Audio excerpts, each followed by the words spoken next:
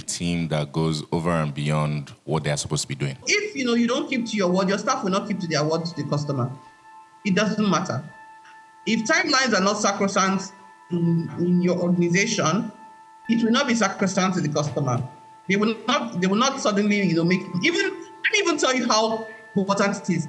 If you have somebody who does not miss timeline before where they were, but in your organization, all of you miss timeline. When they come to your organization, they will be missing timeline. Now, a lot of stuff comes into being able to achieve those things together, the synergy of the team. Building high-performing teams, right? My first question is understanding how you and Irene think about high-performing teams. How would you define a team that is high-performing, in your own opinion, in context to what you do at your startup? A high-performing team is a team that goes over and beyond what they're supposed to be doing, right? That's the very definition of high-performing. So if, for instance, and, before we even get to conversations like this, everything has context, right? Everything has to do with where you are in your journey. About 8, 9, possibly 10 years ago, I was working in Conga here, and I was head of marketing, right? So high performing at the time was, one of my KPIs was to make Conga the largest e-commerce platform in the country, right? By market share. And these are very measurable things. And, a bunch of other things that come into that. Okay, how many orders are you supposed to close? How many visits are you supposed to get to the website? How many SKUs are on the website that need to be visited by the visitors and stuff like that? I was leading a team of 19 people with different functions. Digital content, social media, media buying, brand, PR, all that stuff. How all of those functions come together into the 3 or 4 critical things that the leadership understand to be growth of the business is how you define a high-performing team. So if, for instance, we're supposed to close 100,000 orders in a month, and we successfully, by hook or crook, whether by the book or not by, off unorthodox methods, you are able to close 120,000 orders or 150,000 orders.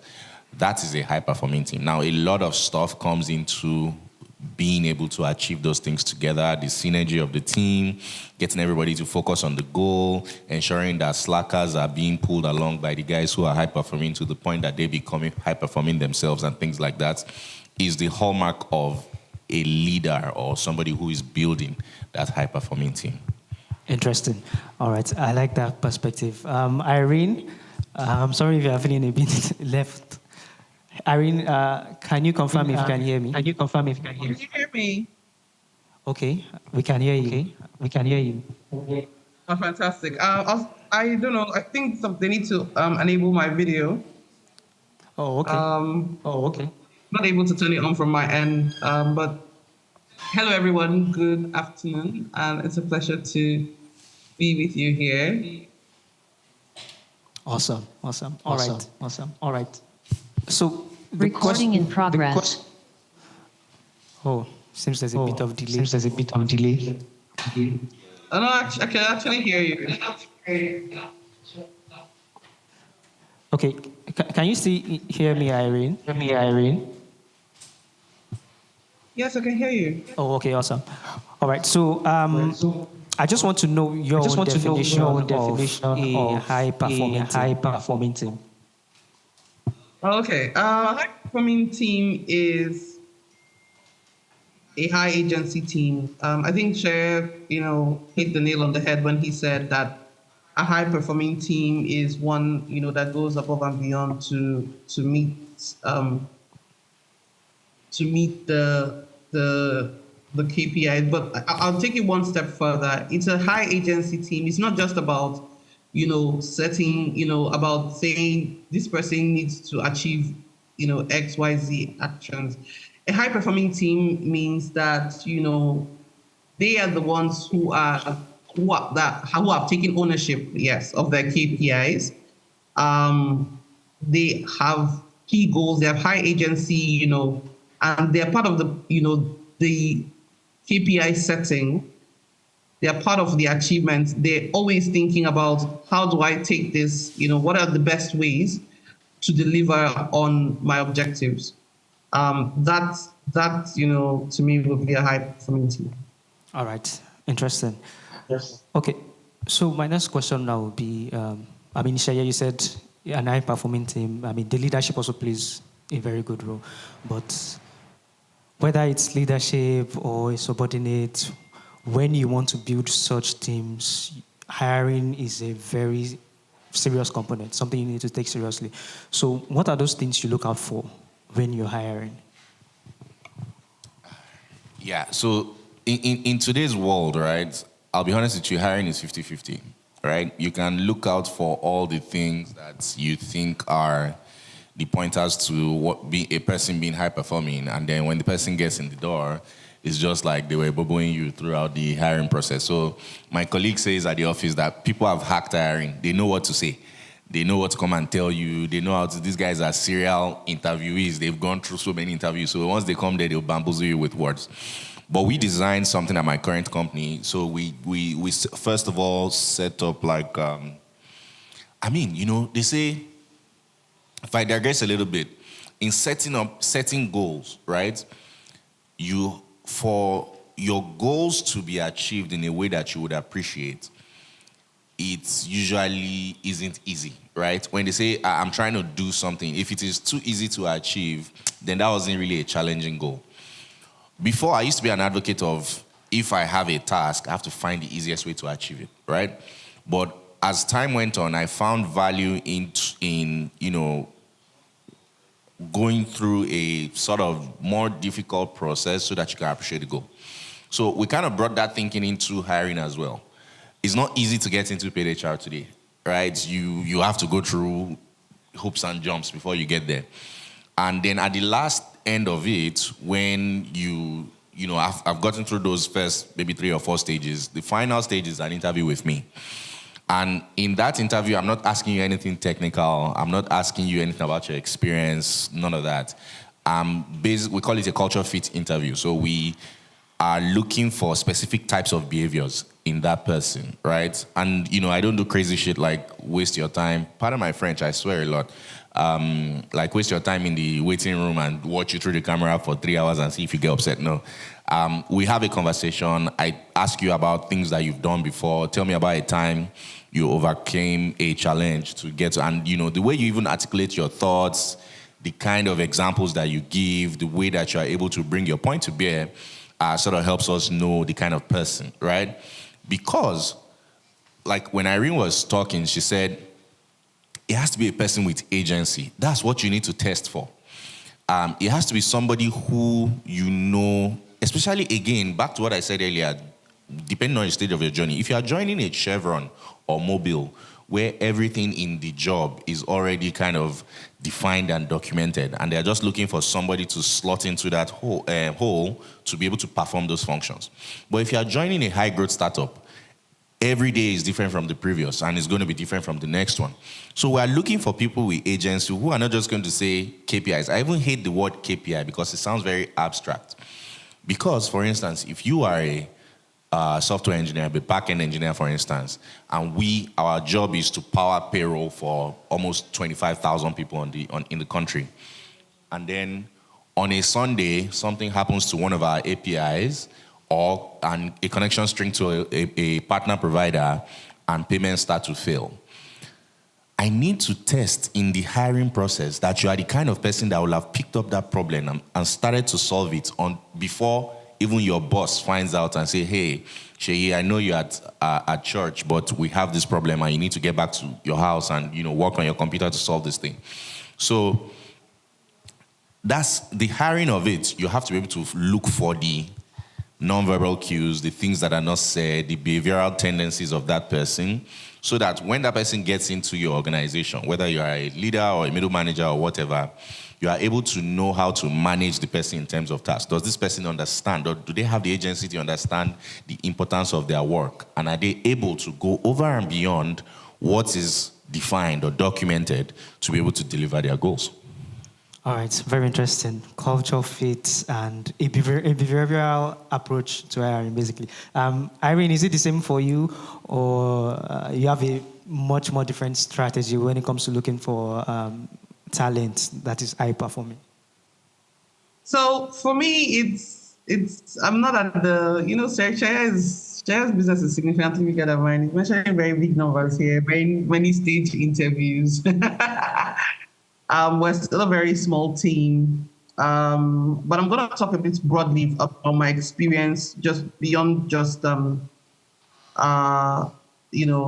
startup. So I do have about 16 years experience working in corporate and leading teams, multifunctional teams, both those that report to me and don't report to me in different countries and cultures. And one of the things that's very important in that process, is I'll tell you one matrix I use. So they say that there are two things that are required to be a star at work. One is competence and the other is commitment. Now, when there's a competence gap, you can always teach people skills. Today I didn't know how to use Microsoft Excel. Tomorrow I know how to use Microsoft Excel, right? But competence is commitment. Is one thing that the employee must come with, and so that is part of the reason why for instance, Seye is talking about culture fit and behavior fit. Is why employers are looking for high agency people, especially in high growth startup environments, and not just even in corporate as well. The metrics are slightly different.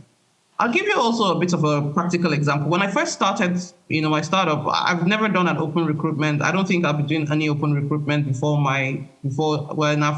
we just completed 1 year, and I don't think I'll be doing any open recruitment for this year too as well.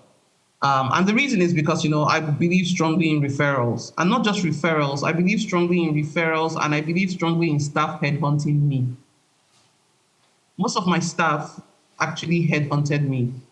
They either headhunted me or they expressed a wish of something they wanted to do. They came and said to me, I'm looking for mentorship advice. I don't mentor anybody by advice. There's no such thing as mentorship advice. If you want to be mentored and you want to be coached, you want to get from point A to point B, I ask you, are you ready to work? And we get you step by step through there. It allows us to know several things. I also was started by making the mistake of hiring initially, not having, a process, because I felt we were small. We didn't need too much of a process, hire people. And, believe me, I paid dearly for it. It's very important to ensure that even if they're headhunting you, you are headhunting them, they're referring you, that they go through a certain barrier before they join the organization. Just like, the caterpillar that needs to break out of the cocoon, right? To become the butterfly. It is important that they feel that they have earned this position. And so what I do is small practical tests and case studies. It allows them to work for it. So, one of the best people I've ever hired, he's now doing his other things. He's a very, very great person. I made him do a write-up first. And, we reviewed that write-up several times before he joined. And it wasn't I don't even remember what he did the write-up on, honestly. It's just the process, that made the difference for me. Recently, I had a young lady reach out to me, and I felt like, okay, she reached out to me. She said, "Oh, I know somebody that you know," and I went back to the person to say, "How's this person? Tell me a bit about it." They said, "Oh, she's a very smart girl, actually."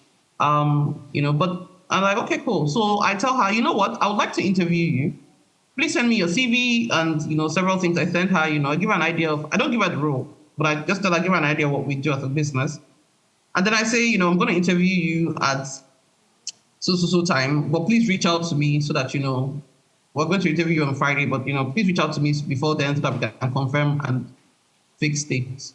And, I became intentionally busy for till that Friday. And you know what I wanted to find out, because what I was struggling with internally, I wanted to hire her as an operations associate. And I needed somebody who can follow up. who understands how to chase down the work. People come and say, when you hire people, they say things like, especially young people, like, I cannot be chasing adults to do the job. And, I think it's one of the biggest shockers young people find. Your job in any organization, follow-up is like 90% of the job. Yeah, you have fantastic ideas, but execution is really follow-up. Everything is follow-up. Have you done this? Okay, fine. We have agreed to do this, but now has this person done this? Please, can I have this? Can we do this? Can you do that? And so I wanted to make sure that she, can follow up. And I promise you, on time, every single time.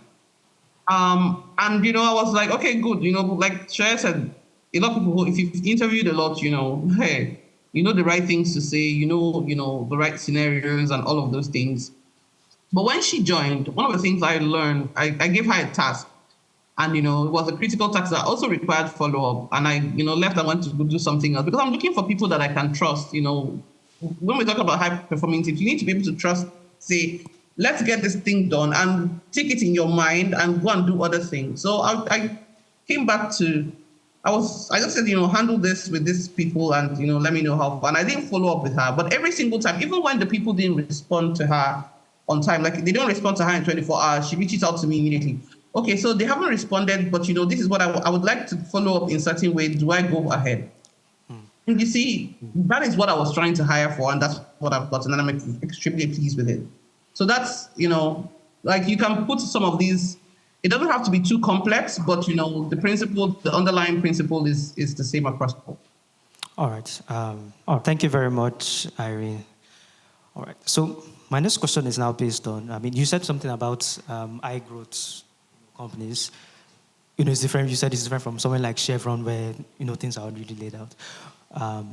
But you're coming from a significantly large, company. You mentioned Kunga, as well as Irene. She's worked at 54 Janes, Sanofi, places like that. Based on the experience you have in all these places, right? Is it possible that it maybe influenced your hiring process in the beginning where it allowed you make some mistakes when it comes to hiring? Was there any instance like that? So, pardon me, before I answer that, I need, allow me to go off track for like a couple minutes. So that we usually have, because I don't have a lot of context, right? So that we have a wholesome conversation. I like to understand the room a little bit. So what's the flavor of the audience? Are these like future founders or already founders or people who are about to start their careers? Or, I don't know. You can tell me maybe just a few introductions, one or two people. Basic reason is that I need to calibrate the responses so that I don't say something that does not relate, that they cannot relate to. Okay. I think we mostly have founders, but let me pick two people and we'll have an idea of everyone here. I'm sorry, sir. Yeah. Are you a founder? Or what do you do? Say what? A startup. A startup, right? All right. Interesting. Yeah, you, sir. Yes. You have a company. Okay. All right. How far along are you? 2 years. Wow. Excellent. How about you, bro? Yes. I'm an employee, but I have my own side.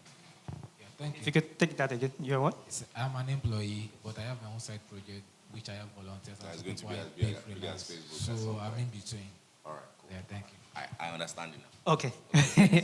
All right. Yeah, so your question was my experience and how it prepared me for my journey. Yeah. Hello? Okay. So, depending on the conversation I'm having, right, I usually say things like there are two kinds of people. There are people who are inspired, and there are people who are not. Inspired people always do stuff, right? He has a job or he has something else he's building.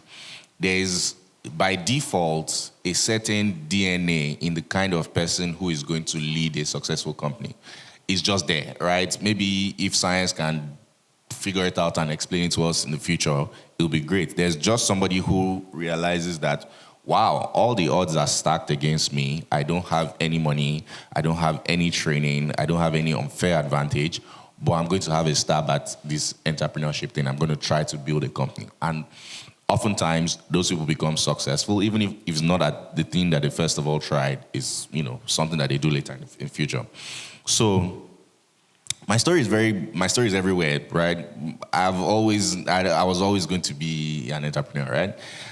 Even while I was in school, I stopped going to classes because I wanted to do a business, right? So I had a publishing business back in 200 level.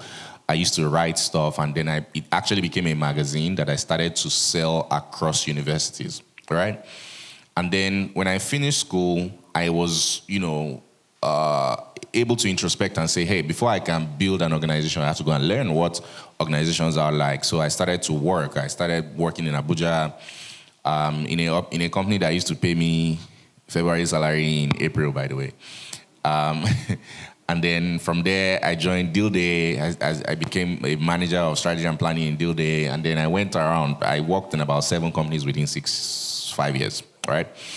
Reason because I kept getting poached from all these organizations. So all of that, the preparation of that, even from when I joined Deal Day, which was like the first proper structured company that I joined, I already started to see how things weren't set up correctly. And I will go to the CEO. Fortunately, I was able to work in an organization that had those kind of policies that allowed your ideas to be heard. So that one was just good fortune.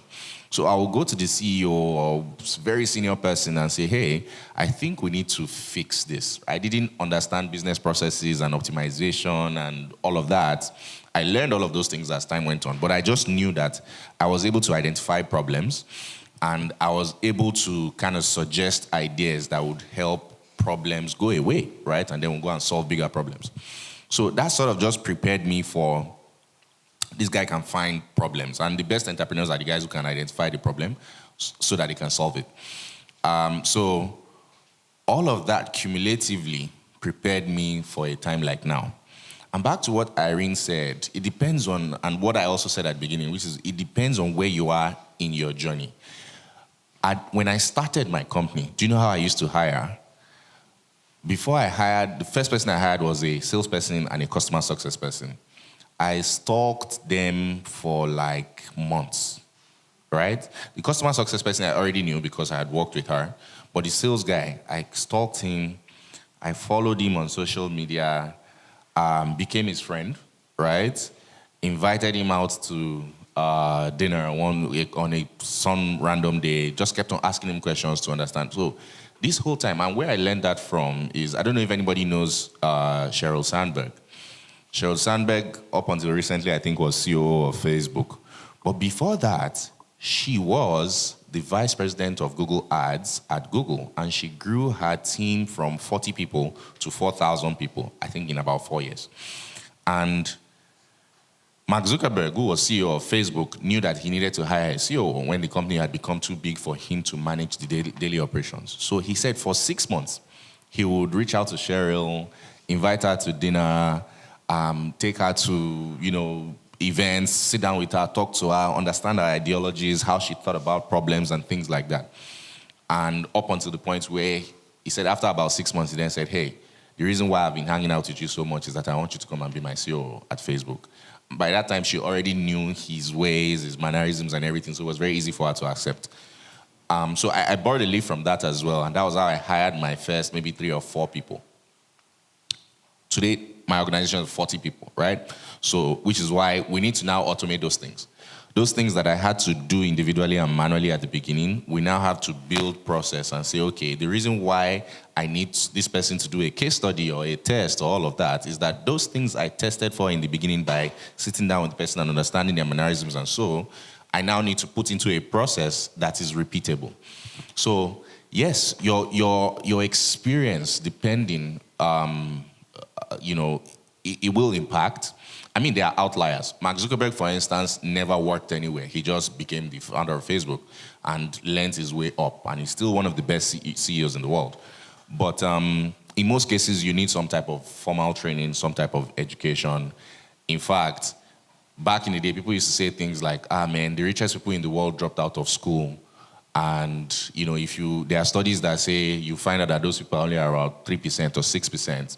The people who are leading big organizations across the world actually went to school for it, learned really advanced degrees to be able to build the organizations that they've built. So, the experience is key. All right. I'm very interested. Irene, I'm curious as well. I mean, you've worked in Sanofi, 54G, and I know this. By the way, Irene is my girl. She just did not want to say anything. Okay, Irene, you can clarify for us. Let's know who's the guy.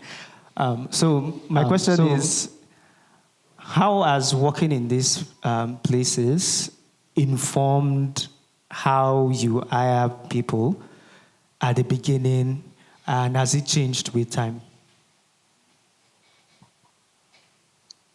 Yes.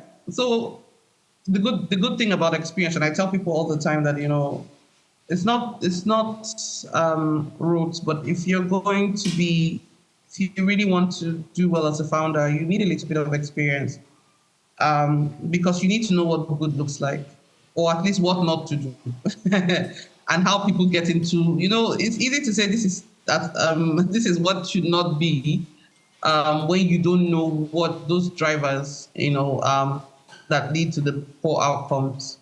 And so, it's good that you have a bit of experience. Unlike Seye, I didn't think I had an entrepreneur's bone in my body. I used to consider myself more of a creative than an entrepreneur. So every time I was idle, I did something, When I was in NYSC, I sold Zobo.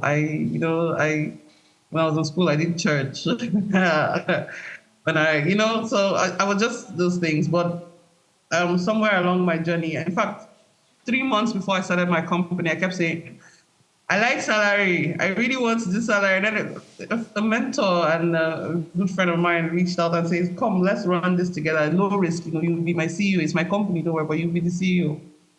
And, in just trying to set it up, I realized, this thing, so it's not the end of the world. I can do it. Okay. And then I went for it. But the experience managing people in structured environments does help, and give you an idea of what good looks like and what to look out for and what to work with. I remember one time we hired someone, and when she joined, I promise you, I thought it was the match made in heaven. The chemistry was fantastic. She was very, very proactive. She's very competent, and all of that. But she had one of the worst attitudes I have ever met in any human being in this life. And she did something, and when I got to hear about it, I let her go immediately. And the person who referred her, I called the person who referred her to me, and I said, I'm sorry, I'm going to have to let her go immediately. The person who referred her that, oh, no, I think she's really cool. I think you can. Listen, I need you to understand, I've worked in teams before. I've managed large teams before, teams that did not even have to report to me, and yet I was responsible for their outcomes. And I can smell bad behavior from a mile away. And when there is toxic behavior, I don't care if you are the best at your skill. At a certain stage, it is more important to get that out of the environment than it is, to tolerate that. So, experience keeps you, entertaining the sort of rubbish that can jeopardize your business. Because of course she tried to get a little messy when, I let her go. And, hey, it required a certain bit of experience managing that as well. I also like to say to founders that, don't be intimidated by, the wealth of what you don't know. And I'll say this, one of the things that happens to you once you get into the thick of running your business is that you start to realize how much you don't know and how much you don't have. It's so glaring, and I come from a place where I used to sit on my very ivory tower and say things like, oh, but founders should do this and the company should do that, and why are you not doing this, and now it's your turn to do it, make it easy, and it's overwhelming, but you're not supposed to know everything, but you need the humility to be able to say, I don't know this, or I've made this mistake, and reach out for, advice. So for instance, and I'm going to use the example of, the person that I said was being toxic in the business. When she was starting to get really difficult, I reached out to mentors to say, I'm having this challenge with this person. I I'm very clear in my mind that this is not the attitude and the behavior that I want in my business. But I'm having difficulty letting, ending this engagement with this person. And so, I reached out to, my former bosses, mentors in the space, and in fact, at some point, I'm also quite stubborn. When people try to tell me that they're stubborn, I'm like, don't think that because I'm laughing. I'm very, very, very, very, very, very stubborn. And so, when she was trying to call my bluff, I'm like, man, like, I'm ready to go there. And my mentor was like, Irene, this is a distraction to your business. I know that you want to prove a point, but this is a distraction. Yes, you can win. You can go after this, you can go after in this dispute and win, but this is a distraction. And so, you need to, it's part of the founder's job to prioritize what is necessary. One is identifying, okay, this is what good is, this is what I want, this is what I do not want. And then the other is, saying to yourself, this fight is not for me. The third part is that I learned very quickly the importance of training and investing in people. I value it a whole lot. I tell people, that every time that we record a small financial success, I divide that earning into two. One goes into putting an additional structure for the business because we're bootstrapping, and the other goes into investing in my people, in some training, in some extra perk, in some exposure, in maybe a tool that that helps them do better, a course that would help them do the job better. It's very important because what makes people that work in all the Chevron, Mobile, Sanofi, and Co feel very good. It's not the salary. I used to tell people that at the time when I was driving a brand new car, I was earning 154K. My 1 year salary was not as much as my car. It's the investment. It's the way that they made me feel proud to be in this organization, to be a part of this vision. They sold, a vision. When people ask me, why do you doing this job? I said, because when I wake up every morning, I believe that I'm making a difference. What difference was that? I was selling medicine, my guy. Trust me, it's sales. But it's the story behind it. I'm making a difference. I'm changing lives. I'm being the reason that somebody's parents is going to see the next week or whatever because I've made these things available. It's those things. A lot of companies say to themselves, "Oh, we're too small. We're just focused on basic survival." But from day one, these are things that you must sell as a startup. Must. You must sell the vision every day, even if you can't see it, even if nobody can see it. One of my former staff, she told me, "You are very inspired to perspire." I said, "Yes," because we start from aspire, and then 1 year from now you will see some things, 2 years from now you see some things, and that's how buildings are done or structure is built. Awesome. Thank you so much, Irene. All right. And I think Irene has segued a little bit into what my next question is about. She said, what makes people in some of these big organizations happy isn't necessarily the salary, is a dream. I don't know if a lot of people here will agree. Is it this dream that makes you happy or the salary, right? But let's not answer that yet. Let's go into the question. Okay, all right. So for you, right, I mean, in a way, Irene has told us, how she gets people engaged, how she, gets them happy to work, right? And we need to also go into it because we've talked a lot about the employees, the teams, the high-performing teams. Now let's go into the leadership, right? The people who actually bring these teams on board, and to a level, they are also responsible for, some of their outputs. So as a leader, right, how do you ensure that, these people are high performers? How do you ensure that these employees want to go above and beyond, the way you defined high-performing teams? So for the most part, right, they get it from you. You who was there before them, and you who has the vision, right?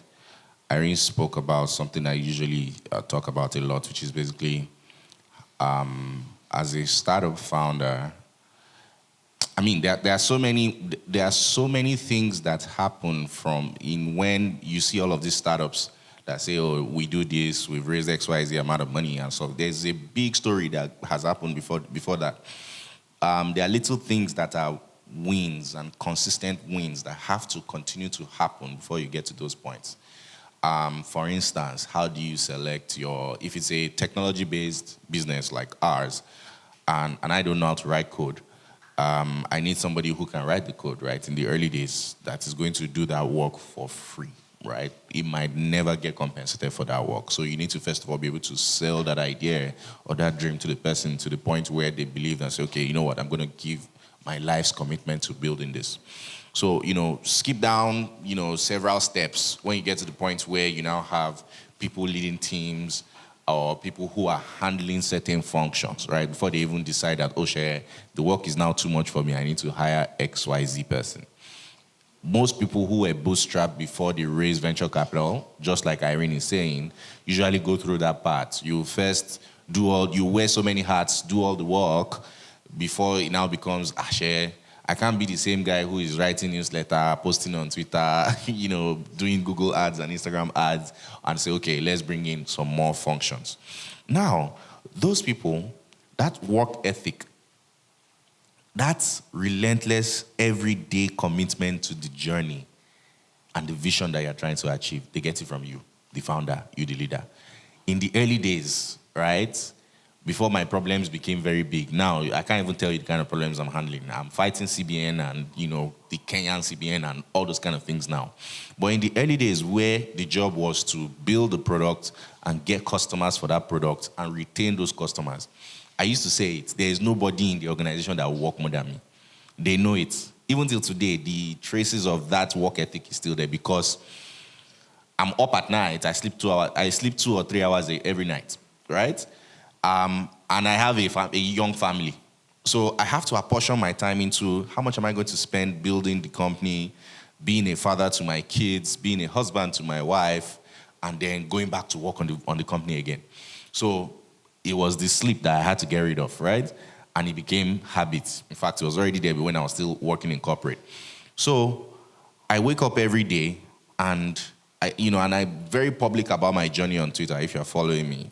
My ideology at that time is that every day you have to get better.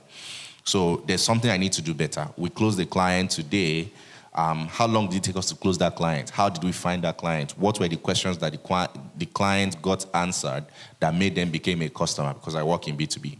And then how do I take those learnings and apply it to the next person? So the moment I close an account, this is in the early days, and I don't even take any moments to say, man, we chased this customer for 2 months before they signed up. The night after I received payments, I've written out a long Google Docs document. These are the key learnings from how we closed Avis Nigeria. These are the things we did wrong. These are the things that if we fix, it will make us better in our sales process and all of that. And I've put that in the group chat where the other team leads are. Right? So they can see that work ethic from you and it's like, Omo, if I don't do this thing, Shaya will pick it up and he will do it. And then I will now feel very useless in the organization. So that work ethic, they learn it by association. You cannot be an early stage founder and do your work by instruction.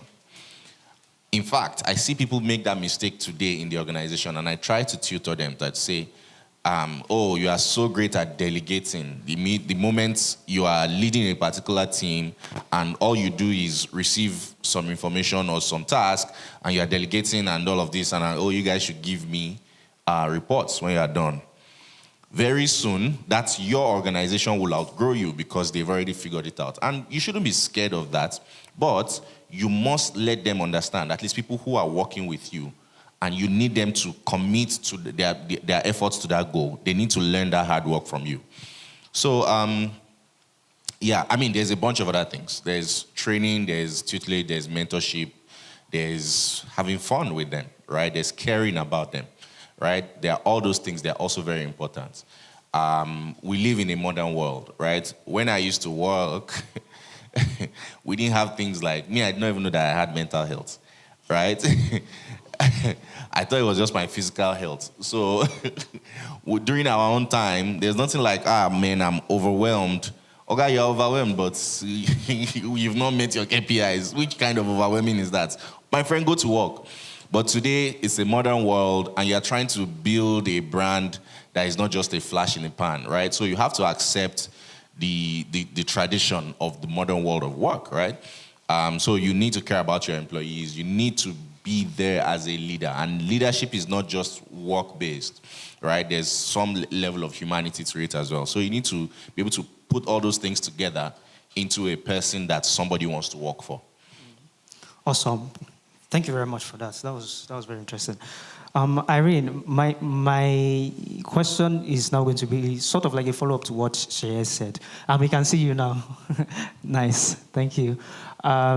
So is it possible to retain, Seye has said a lot, from being able to, he said they get it from you.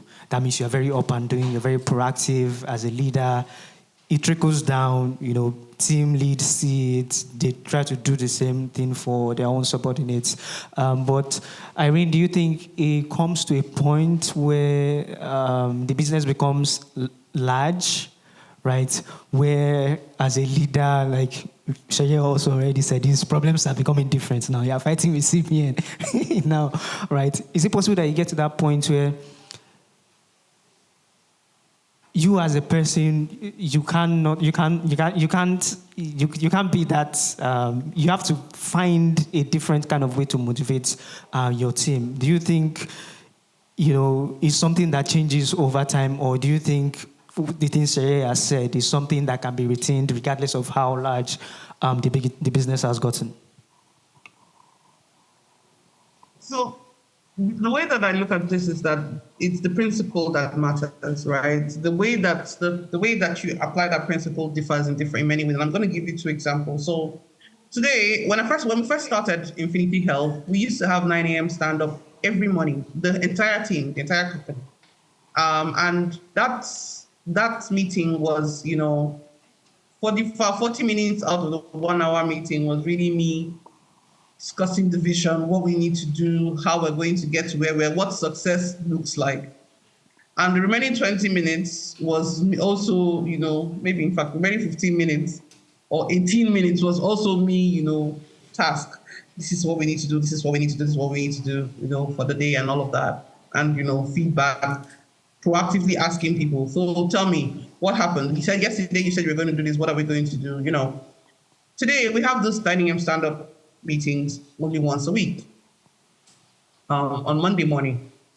As we grow, and break into, and we have more responsibility, it will be the team leads that are having those stand-up meetings with their respective teams, on a weekly basis, quarterly basis, whatever. But I learned something, I learned something last year when I was struggling with something, and I reached out to a friend of mine, who's also, the CEO of a startup. And he said, listen, one of the key things, he mentioned, I think, 4 key functions of a CEO. The first is to sell the vision. It's your job. It's your number 1 KPI in the organization. It means that, after dealing with everybody, all your sorts of problems, you need to find a way to always communicate that vision. He says it's to communicate the vision, set the culture. I'm going to be explaining, in practical terms what these mean. Set the culture, attracts talent, and bring money into the business. And so in my room, I have somewhere where this is written out, 4 key things I have to do. I've also seen it in my career as well. So, I worked for at the time, the 3rd largest pharmaceutical in the world. And, they still found time for us to have quarterly town hall meetings where the CEO of the company in a live stream tells us what is happening. And we still had, monthly town hall meetings where the GM of the company, and let me tell you, those town hall meetings, the GM, before we even go into sales, the first thing he talks about is our core values. It's strict, teamwork, respect, integrity, and hey, I forgot the third one. See you. I'll remember it. It's been well. I left 5 years ago. Okay. Okay. But trust me, he reiterated it every single time. And these are the things that are very important. That's why large companies have team building. That's why they have all of those things. The other part about setting the culture is very, very important as well, because you see, I'm not a early person. I really don't like, having to move around, show up early, come here, all of those things. But I promise you, I don't attend any meeting with my team late. I also do not tolerate it with my team. It's very important that, if you expect your team to be in the office at 8 a.m., you need to be in the office at the boss at 7:30 a.m.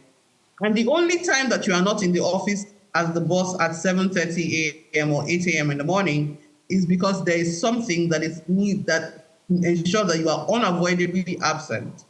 It's very, very important, because those are the things that set the culture. That when you say, I'm going to do this, you actually do it. Now your people take you seriously, because the culture, that's the behavior that they transmit to customers on your behalf, because that's what is actually happening when you employ people to do the job, right? The attitude that they put to your customers on your behalf is what they pick from you. So if you don't keep to your word, your staff will not keep to their word to the customer. It doesn't matter. If timelines are not sacrosanct in your organization, it will not be sacrosanct to the customer. They will not suddenly, make let me even tell you how important it is. If you have somebody who does not miss timeline before where they were, but in your organization, all of you miss timeline. When they come to your organization, they will be missing timeline. That's what it means when they say culture eats strategy, every time. Being strategy every time. So, the third is, we talked about talent and, how you hire people, what you tolerate, what you don't tolerate, and things like that. And then the fourth is, of course, making sure that everybody is catered for, because as an organization, you need to ensure that, your people need to know that I'm going to war for you because you have my back. So my team know I can kill you, but nobody else can. That's the goal, right? I'm going to war for you because you have my back. And so that needs to be demonstrated, not just spoken. It needs to be demonstrated in action, and not just in action, but in action every single day. It means that, I care about you. I care about your needs. Even when I cannot help, I am empathetic to, your needs. I am empathetic to what it takes. One of the poor cultures that I see in organizations today that I think is a shame. People, I don't believe there's any such thing as the wrong question. If you have a culture where you allow people to say their mind, it doesn't matter whether they agree with you or not. They should be able to say their mind and they should be able to air their grievances. You can disagree and re-agree, but you should be able to promise and demonstrate freedom of speech and freedom after speech. It drives some of the best cultures and allows people to be as creative and have agency in your business. Okay. Thank you very much, Irene. Thank you so much for that. So our speakers are very busy entrepreneurs, and I've already kept way over time. You're supposed to be here. So we'll go into questions now. We'll take 2 from the offline audience. Okay, we already have 1 hand behind 2. So we'll take 2 here. You were too late. We'll take 2 here and we'll take 2 online. So, Okay, Seye says, let's give you the freedom to ask your questions. So let's start with the gentleman at the back. If we could get a mic for him, Sarah, please. Oh, the person in white, actually. He raised his hand first. Sorry.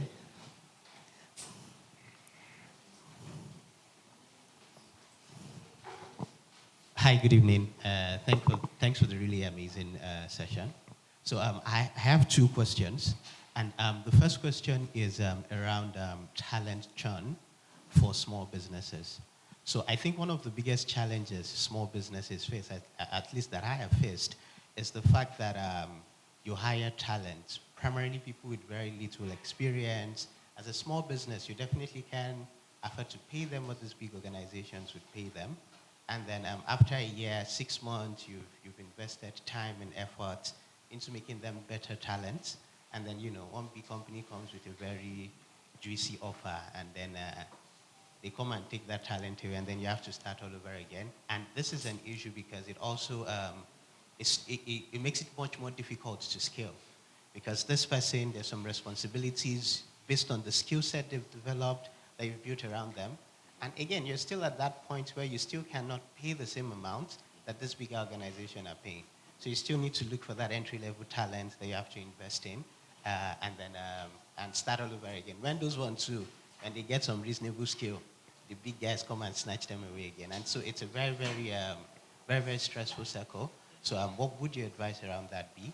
And the second question is, there's something you mentioned around being a workaholic founder.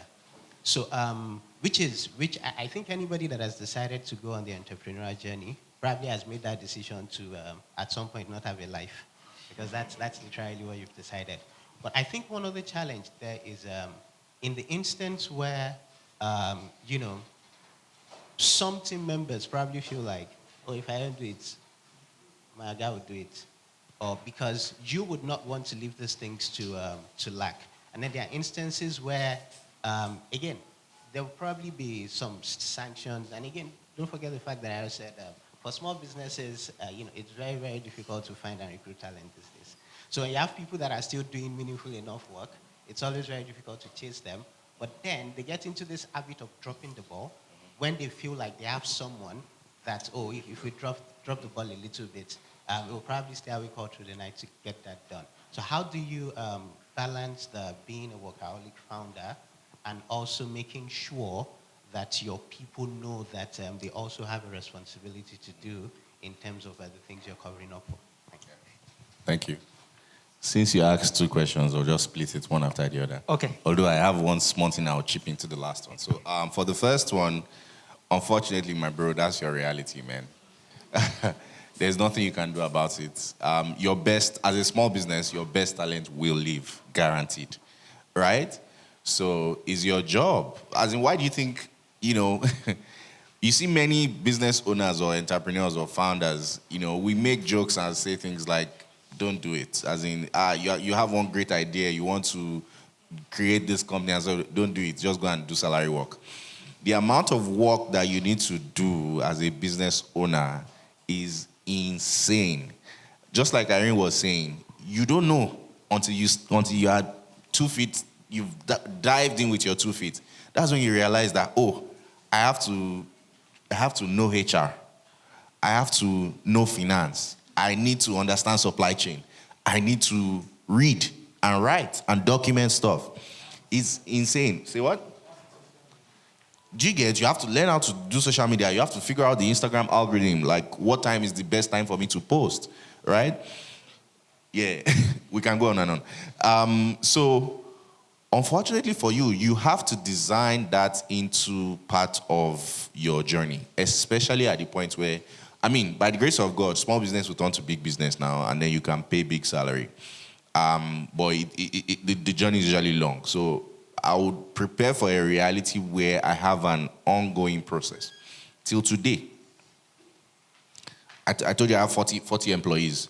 Till today, there's only one person that says that if they come and say, Seye, I want to leave the organization, I will just start begging that, please, let me give you my car. Or come and live in my house, right? Every other person, no disrespect, because I don't know if they will see this on social media now. I'm prepared for the reality where they will come at some point and say, Seye, I got a job at Google. I can't compete with Google. or I got a job at Microsoft.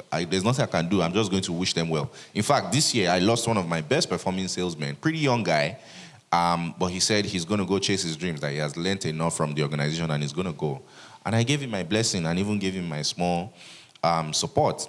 So the earlier you wake up to that reality, the better it is for you, that your best talent will leave. I mean, there was a time in my organization I was actually worried that nobody don't resign. Wait till they happen. Am I packing dead weights, right? Is it that my talent is not attractive to other people? Why, right? Until I started to realize that, a few other things. How committed they were to what we're trying to build and stuff like that. So, that's your reality. I'll let Irene take the second question, and then I'll chip my 2 cents in afterward. Okay. Irene, how do you manage being a workaholic and managing your employees? To the point that people start slacking off their work to you, right? One thing that I wanted to highlight is this. A startup is a revolving door. And I used to feel sad. My first year, every other week somebody say I'm leaving, and that would just spoil my day. But pay attention to the word revolving. Revolving means that there's opportunity for return. So don't burn the bridge. I tell people all the time, you're small today, invest in people. Tomorrow, they will go to Google, they will come back to you when you have raised your pre-seed, when you have raised your Series A. See, invest in your people nonetheless. There's someone who I told you is one of the best people I have had the opportunity to work with. Is currently, the co-founder of another startup right now. Just invest in people. Put it out there. When I first started, I used to very worry about, having like best of talent, all of those things. And, the best of talent in a very poor, in a poorly engaged environment will not perform as well. That's your high flyer in Microsoft that can only do this great code. You now bring him now to come and be doing your elementary level code because, your mind, your startup is going to be fantastic tomorrow. You don't need it, trust me. Grow with your people, work with willing people, start small, and invest in them. And, keep the opportunity. So, tomorrow I will have money and then I'll come back to, I've had people, my current marketing lead, worked with us last year when we first ideated our product. He has come back now to launch 2.0. So,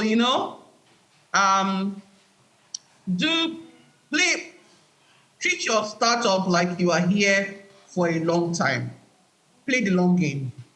The beauty is that, some people, don't get me wrong, you meet ingrates along the way, many things, okay? But, you will also meet the good will outweigh, the bad. Also be prepared to work. It's a lot of work. There's nothing is going to keep you away from that, a lot of work.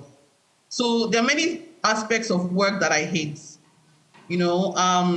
I used to tell one of my friends that, oh my God, I hate to, I'm a very great salesperson. I can sit down here and I can talk circles around you and make sure that you key into it. But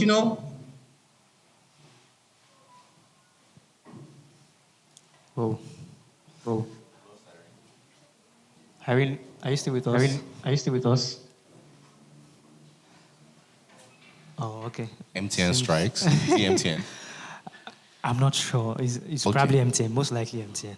While we try to get her back, what I wanted to chip into that second question was, can I stand? It's okay to stand, right? Oh, okay. Yeah, just stretching my feet. Okay, I'm out of focus right now. Eh? Okay. What I wanted to add was, as much as you are a workaholic founder, especially where you are building something valuable, maybe you're just doing like a side hustle for yourself too, and after a while you want to jackpot or something. But if you are building something valuable, you have to, as much as you're a workaholic founder, you also have to be a no-nonsense founder. Now, being a no-nonsense founder does not mean you should be rash or jump into action at any point in time. For instance, there's somebody I fired in my organization like in April, right? But guess when I told my co-founder I was going to fire that person? November last year. It was like 6 months. And because I was waiting for the perfect opportunity, sorry, I hijacked your session because MTN, failed you. So you have to learn, and one of the things I recommend for young entrepreneurs or early entrepreneurs is to learn something in business strategy, right? Even if it's a short course or, just read about business strategy, the timing of your decisions, the way to program your actions and stuff like that. Let it become your second nature. Because, like today, I play all the trivia games on the internet because they help you become a better thinker and stuff. You are able to analyze different scenarios and come up with different outcomes that inform your action. So if you are in tune with strategy, not even your own business strategy, just strategy of business, right? Decision making, all that soft skill stuff, and it becomes second nature to you. It lets you know how to make decisions, right? So you will have those people in your organization at any stage. Even when you are big, you will still have people who are passengers in the organization. And like, oh, let me just hide my head. The hardworking guys, they will come and do this work. You need to have that bird's eye vision to be able to identify those people. You don't have to do anything, right? Like in my organization, we don't have latecomers. Our resumption time is 9 a.m., but you can come to work at any time. There are people that come to work at 10:30, 11:30, right? Nobody punishes them. My former HR was like, Seye, we need to do something. We cannot continue to allow this. People are not respecting the office. I say, no, that's not the case, right? What I know is that those people who consistently do not come to work on time, they are not people that I can give a bigger responsibility, right? I don't need to go and shout at them and say, I'm going to remove your salary because you are a latecomer. No. But they will just realize that when it's time for me to make a decision around giving somebody a responsibility, they are not even in the question. Another example is that in one of the teams, so the way we started the organization, I didn't give anybody team lead. It was a flat structure. Everybody did their work and reported to me. So before I choose a leader in an organization or in a team or a department, I must see that this person has the leadership quality and I can give them that responsibility. So one of those people who naturally felt that they should lead this organization was one of those latecomers, right? So I said, but I do my job. It doesn't matter whether I come to the office at this time. I do my job. I'm a high performer. Yes, sure, that's all true. But you are not a leader.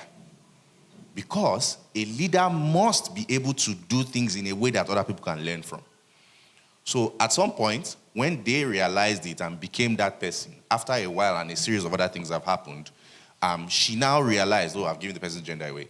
The person realized that, it was because I was not showing the leadership. That's why Seye did not give it to me. So those people who exist in your organization, it is your job to know them and know what to do as you grow in your business. Thank you. Thank you so much. All right. Irene, do you want to continue? I was just here nodding my head vigorously and saying, oh my God, Seye is saying it. I think I'm not really going to overflow the point. I think Seye said a whole lot. And I think that, the one thing I wanted to point out as well, just for the people who are also in employment, in some other employment who are working on their business, for the sake of your career, try to limit excuses. Because what Seye said is very true. There are people, you put them in certain things, they tell you, I don't have this is not working out for me. This is not, the complaint is, they are competent, yes. But the complaint is a lot, and half the time that they are helpless and you need to come in and do the work for them. And, you're thinking maybe this person can lead.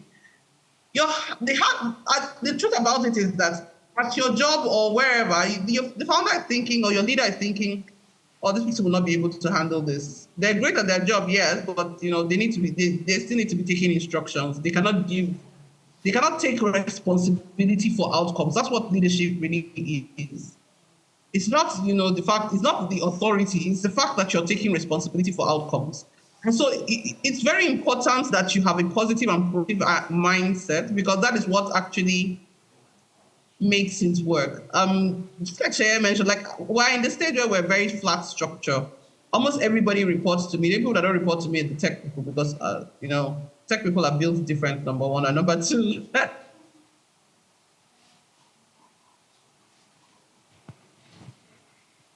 Okay. Some of these advantages of.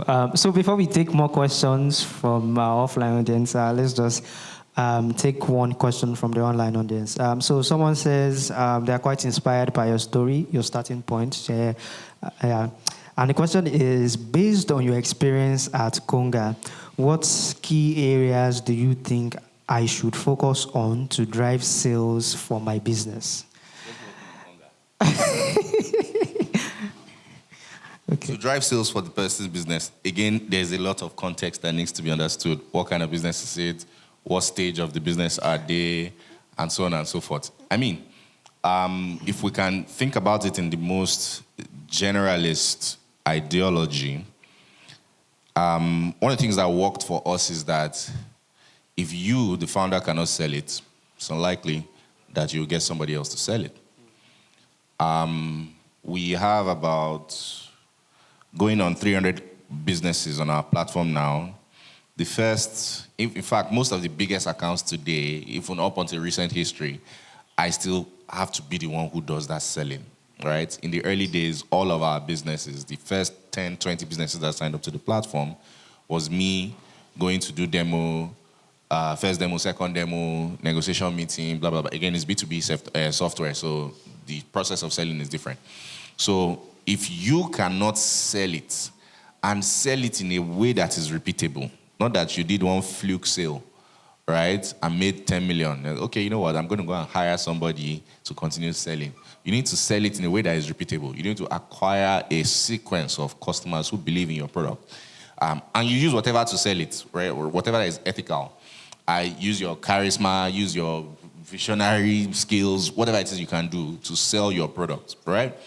And then one of depending on, again, what type of business it is, one of the most important aspects of sales is the retention, right? What makes businesses, whether B2C or B2B, is the repeatability of the sale.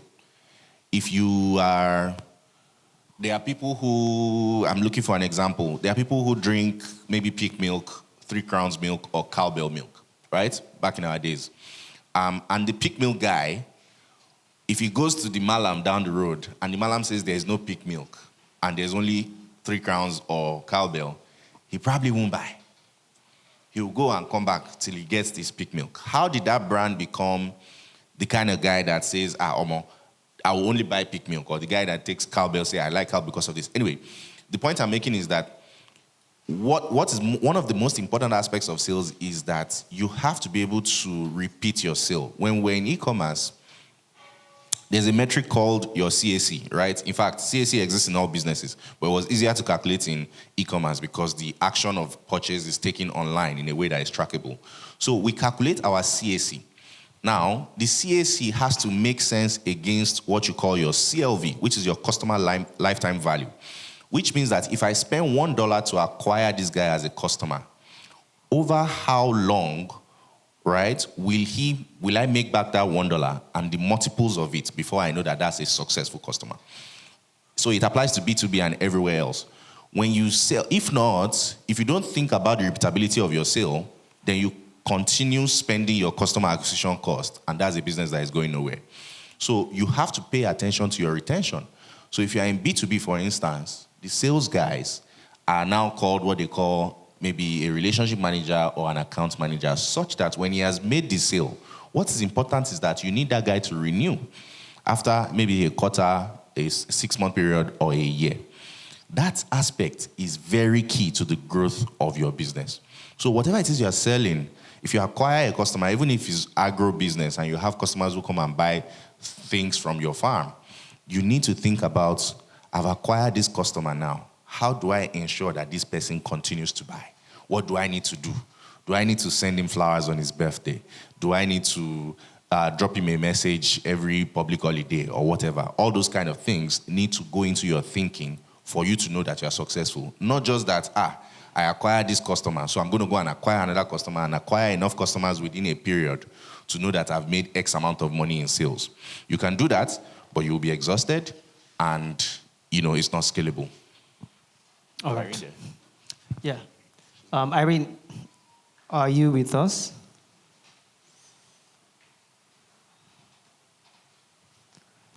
Okay.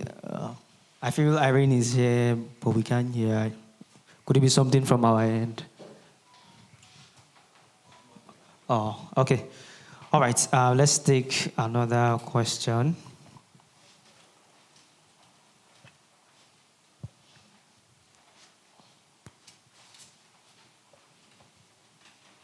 Hi, Seye. I thought I recognized you. My real face, so my fake face. It's paining me that Irene is not here, but I'll ask her in camera. So I wrote down a question I will not forget. So the summary of the question is, how do you help remote teams to be high performing? And then I know is a reality of SMEs, to be honest. How do you also keep that productivity high when you're experiencing feast and famine? You're the one that is entrepreneur, you're the one that has equity. When you're experiencing what? Feast and famine periods, right? That affects revenue, that affects salaries, affects bonuses, stuff. So it's one is. I didn't hear what you called it. Feast and famine. Also, feast. Okay, I'm not a Bible reader, so I think it's a Bible. But you know what it means? Yeah, I heard the words now. Yes, the famine period, right? You know what feast and famine means? Yes, I do now. Great. Yes. So the first one, how do you build high-performing teams? High-performing remote teams. You're not seeing them in the office. And how do you deal with productivity when feast and famine periods affect revenue and salaries? That's a very interesting one.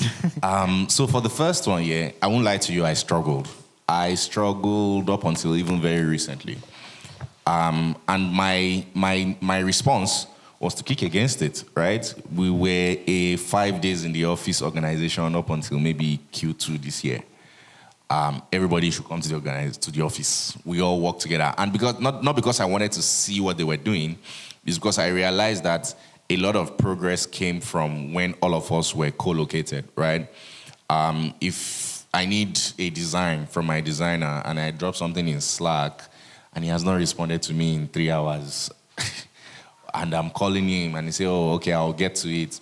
But if he was in the office, I'll go and meet him downstairs. Now, guy, how far now? Did you see my message? Oh, yeah, I need this thing. And then he understands the urgency of it. But again, like I said, we're in a modern world of work and we need to respect the tradition of the modern world. So we started to design. The first thing I did was to make it somebody's responsibility, right? As a startup, most people, there are many things that you suffer growth in because it's not really anybody's responsibility. It's just a thing that we do, and maybe it just kind of defaults to the leadership to drive it. And for instance, in this example, I can't drive something that I don't really believe in, so I don't even have the expertise for it. So the first thing I did, and because I'm fortunate to have some resources, was that we brought in a people lead who was very experienced in leading remote teams, right? And, in fact, it wasn't even easy for them as well. It took months to set up the processes and say, okay, this is how we're going to drive our remote culture. Now, remember that before all of that, we've built to the best of our ability, a high-performing organization. And I've done a lot of work, or the leadership of the company has done a lot of work in selling the vision, and everybody is keyed in, right? Except the guys who just want to be passengers, right? So, but most people already believe in the vision and want their work to impact that positively. Also, they have bodies in the room that will outwork them if they slack. So you know that your CTO will fix bugs on Saturday evening while watching the Arsenal match, right? And we are going to get to Monday, and then you are going to come to the meeting and say, the 15 bugs that were assigned to me on Friday are still 15. None of them have been resolved. So everybody takes pride in their work, and when we all do these things like what Irene was talking about, where you do we do a weekly update meeting, right? and you kind of talk to us about your wins. So, and one of the things I'm very intentional about is that I don't want people to come to that meeting and say, I did X, Y, Z, and it becomes task-based. We do it as very win-based. So what did you achieve? So I don't really need to know that you solved 25 bugs, right? Is that this was a win. This is what I consider to be a win. So people come to that meeting to report their progress in their own job functions. And it kind of works because everybody wants to come and report something that is impactful. So you spend your time, whether you're remote or in the office, doing things that are impactful so that you can report that collective victory at the time where it becomes all of us being accountable to each other, right? So those are the things that help. And then along with the thing that I said, these people lead now does, he does a lot of activity, quite a lot of stuff, right? So, you can learn that, but I just gave it to somebody. I just made it somebody's responsibility so that I have that body in the room who I can ask and say, how do we measure our productivity as a remote organization from this time to this time? Are we more productive? Are we coasting? Or are we less productive? And they are able to prove to me that, okay, by these arrangements that we have done and these things initiatives that we have put in, it is clear to see that progress is there or not. Your second question is, how do you get through the feast and famine period? Okay. Have you gotten through the feast and famine period? Because I haven't.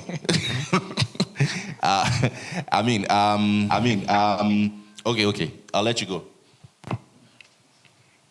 Okay, so I think you should take each. I don't know if you should be looking at it as feast as famine. And nowadays, I'm one of those people that used to think that always used to hold on to. Don't worry, this is but for a short time. When I hammer, and I remember saying that to the CEO of SoFresh. He told me, "Me, I've not reached there, so I don't know." So enjoy every win as it comes. One, and that's why I was talking about every significant milestone we cross, especially financially, I break the money into two. I invest it in my team and put the rest in putting structure into the business. Don't wait for that fantastic thing, big win or that big investment and all of those things to start to do, things. When you're a bootstrapping business, one of the things that you don't have the luxury of is a budget. And I know it goes against everything that MBAs will tell you, right? But one of the things you don't have a luxury of is a working budget, meaning that you can have a good plan. This is how much I need. If you don't have it, you don't have it. However, every time that you get something that takes you close to that plan, invest in something strong in your business. So when I first started my first year, one of the things I used to do is like some very simple things. Pay for Canva 1 year. Don't do 1 month. Pay for, take it off the list. One thing, take it. You say, we've been meaning to pay for cloud solutions for our business. Our AWS, I have AWS for 1 year as we speak, We pay for that 1 year, take it off the list. Those very, very critical things, work with it. The other part is that, you need to, and this is the part people don't really like, founders don't really like to hear. Everybody wants to have this great thing, that they have. Even me, I'm one of those people. I'm particular about having fantastic structure. But one of the things that you're going to also have to do, in managing and protecting your cash flow is that you're going to be ruthless about spending, even when you have money. Because the difference between when you have money and you don't have money is like 2 minutes. Something will happen, and something always comes up. It will take that money like this. So you need to be ruthless about it. It means that, sometimes, this person is great for your team, all of those things, blah, blah, blah. You can't afford it, or you can't afford it. And you have to work with what you have. Sometimes you can afford it today, but, you cannot assure that you can afford it for the next 3 months, and so you shouldn't go for it. Sometimes, there's a meeting, everybody everything within you wants to do, but it's not, money today. It's not your survival today. Don't do it. Those things, it's discipline. My former boss used to say something one years ago. He used to tell us this, marketing is a discipline. It's the discipline to follow the data. It's not about, it's first and foremost that it's really saying to yourself, yes, I have, 10 million right now. And that with that 10 million, we can have this fantastic, activity that's going to give us this. But those metrics are not going to, in long term, do too much for you. Don't invest in it. It really is that ruthless. And then, you need to be also careful about how you define feast and how you define farming. A feast is not an investment. It's not when you have secured your investment. I always try to say this every single time. A feast is not when you have secured your investment. It's very important. Your feast must only come from your revenue. Do not splurge, and businesses should splurge from time to time, but do not splurge on what you have not earned. It's very important. Not just, even if you can afford it, not just because, you have the money to, but also because of the principle. Remember that as a CEO, everything that you do reflects, your staff also is picking up, it drives expectations, it drives, culture, attitude, all of that. And so you want a team that earns, that brings in revenue, that is all revenue focused, whether they are revenue facing or not. They need to know that everything needs to end in revenue. The essence of building tech is so that you can make money, right? And so they need to always have that. And they need to know that the success and the enjoyment and the win, that celebration is going to come from when we have earned that and not when we have earned, not when we have gotten the investment. The same thing about defining a farming as well, right? You need to be able to say to yourself that, and your team, that, this is a lean period, and, sometimes self-imposed, farming, so fasting, so self-imposed, fasting is very important as a business as well. I would say, we cannot afford to do this. We need to focus. And, we need to achieve 1, 2, 3 activities. And we cannot, even if we can afford to, even if it makes sense to what we cannot do any other thing until these things have been achieved. It's very important. All right. That's it. Thanks. Thank you. Sorry, Okay, you want to add something? Just to Okay, add you to want to add something? add to that. Yeah, Irene needs to mute. Yeah, we need to be able to respect that we are in a very long farming period, right?